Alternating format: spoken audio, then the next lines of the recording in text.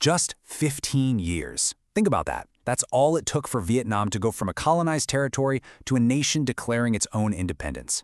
Today, we're going to break down that incredible journey from 1930 to 1945. It's a story of struggle, yeah, but also of brilliant strategy and the art of seizing one perfect, explosive moment in history.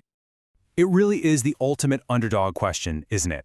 How do you possibly defeat a massive colonial empire when you have almost nothing to work with? Well, the Vietnamese revolutionaries figured out an answer, and their 15-year path is just a masterclass in how to do it. So to see how they pulled it off, we're going to walk through their journey in 6 key parts. We'll start with the crushing oppression that really lit the fuse, then move through 2 rehearsals for the main event, see how they forged a united front, and finally get to that triumphant moment when it all came together.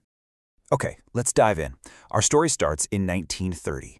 The situation in Vietnam is already bad, but is about to get a whole lot worse, creating the perfect storm for a revolution. For decades, Vietnam had been under French control, and it was brutal. The country's resources were being systematically stripped, and the people were just buried under heavy taxes and forced labor. This deep, simmering anger was getting dangerously close to its boiling point. And then, as if things weren't bad enough, the Great Depression slams into the world economy. For Vietnam, it was a catastrophe. Agriculture, the heart of their economy, just collapsed. Trade basically ground to a halt. For the average person, an already tough life suddenly became unbearable.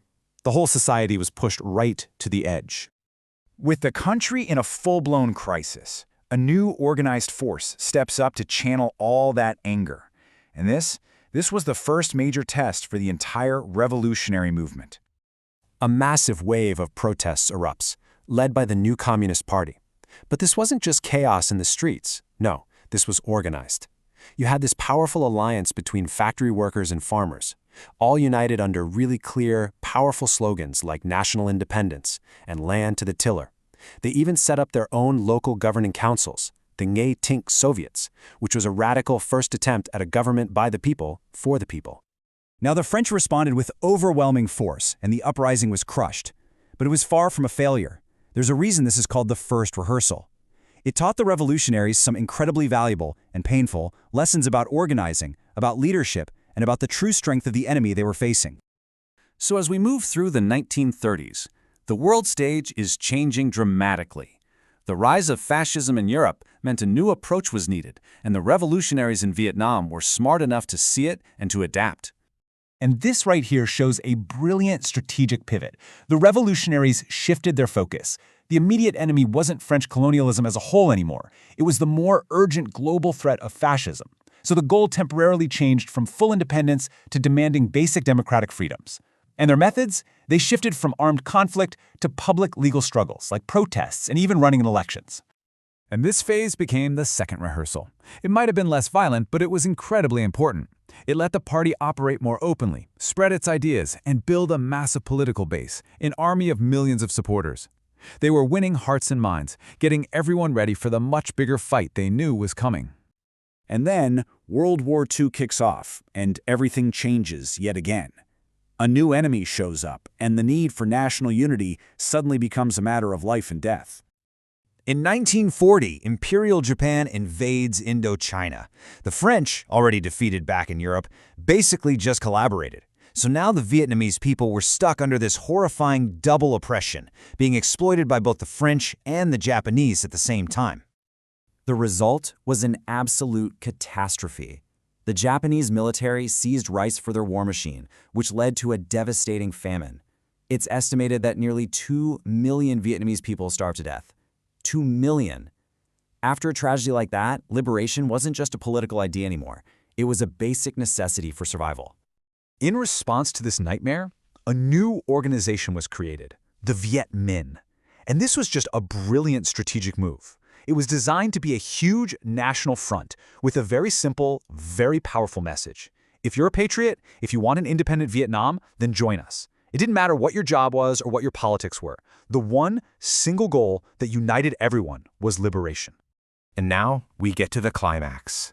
After 15 years of preparation, of rehearsals, of organizing, of building support, the perfect moment finally arrived. A window of opportunity so small, they knew they had to act, and they had to act instantly. Just look at how fast everything happens in 1945. In March, the Japanese kick the French out. Boom, one enemy down.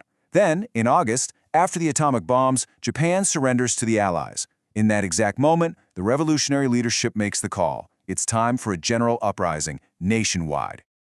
A complete power vacuum had just opened up. The Japanese were defeated, the French were gone, and the victorious Allied armies hadn't arrived yet. This was it, the golden opportunity. But it was fragile. That window would slam shut the second foreign troops landed on Vietnamese soil. The leadership's directive was crystal clear and unbelievably sharp. They had to grab power in that chaotic gap between the old rulers falling and any new ones showing up.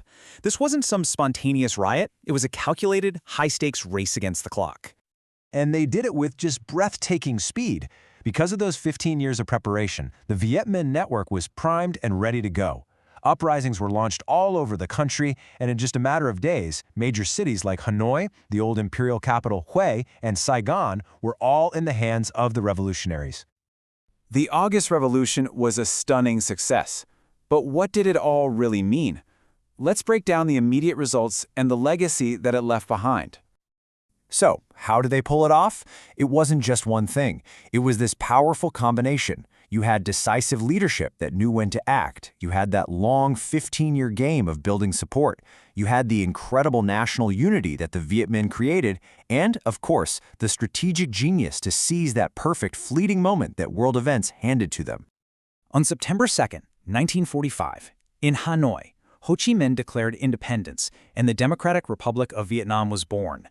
For the first time in almost a century, an independent Vietnamese state was a reality. It marked the end of French colonialism and the old feudal system, kicking off a brand new chapter in the nation's history. But here's the thing. This victory wasn't the end of the struggle, not by a long shot. It was really just the beginning of a new one. The French would be back, and another, even longer war was on the horizon. So the question to leave you with is this. How did the lessons learned right here, about unity, about timing, about organizing, end up shaping the next 30 years of conflict that were still to come?